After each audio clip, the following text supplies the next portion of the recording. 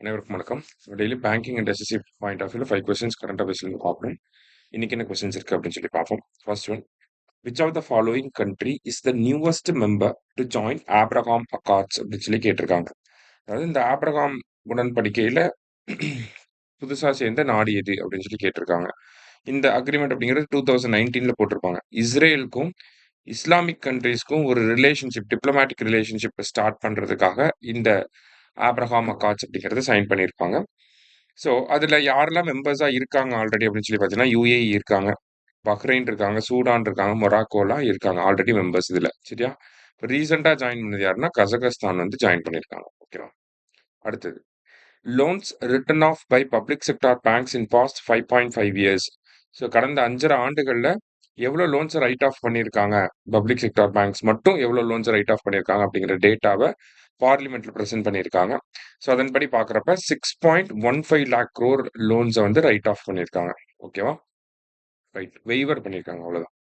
அடுத்தது, 20th session of UNESCO inter governmental committee for safeguarding of intangible cultural heritage will be held in அப்படின்னு சொல்லி கேட்டிருக்காங்க. So யுனெஸ்கோவோட intangible cultural heritage summit எங்கே நடக்க போகுது அப்படின்னு சொல்லி கேட்டிருக்காங்க. இந்த வருஷம் எங்கே நடக்க போகுதுன்னா நம்மளோட நியூ டெல்லியில் நடக்க போகுது. சரியா? அடுத்தது, depositor education and awareness fund was established in which year அப்படின்னு சொல்லி கேட்டிருக்காங்க. So depositor education and awareness fund எப்போ நடைமுறைக்கு வந்திருக்கும் அப்படின்னு சொல்லி பார்த்தீங்கன்னா 2014 இருந்து நடைமுறைக்கு வந்திருக்கு. சரியா? டெஃப் அப்படின்னு சொல்லி சொல்லுவாங்க, depositor education and awareness fund. லாஸ்டா, which state has signed an MOU with Denmark to establish of sure wind farms அப்படின்னு சொல்லி கேட்டிருக்காங்க.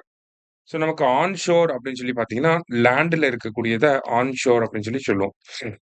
ஆஃப் ஷோர் அப்படிங்கிறப்ப கடல்ல வந்து பார்த்தீங்கன்னா விண்மில்ஸ் வந்து வைப்பாங்க. சரியா? சீல வந்து விண்மில்ஸ் வைப்பாங்க. அதுதான் வந்து ஆஃப் ஷோர் அப்படின்னு சொல்லி சொல்லுவோம்.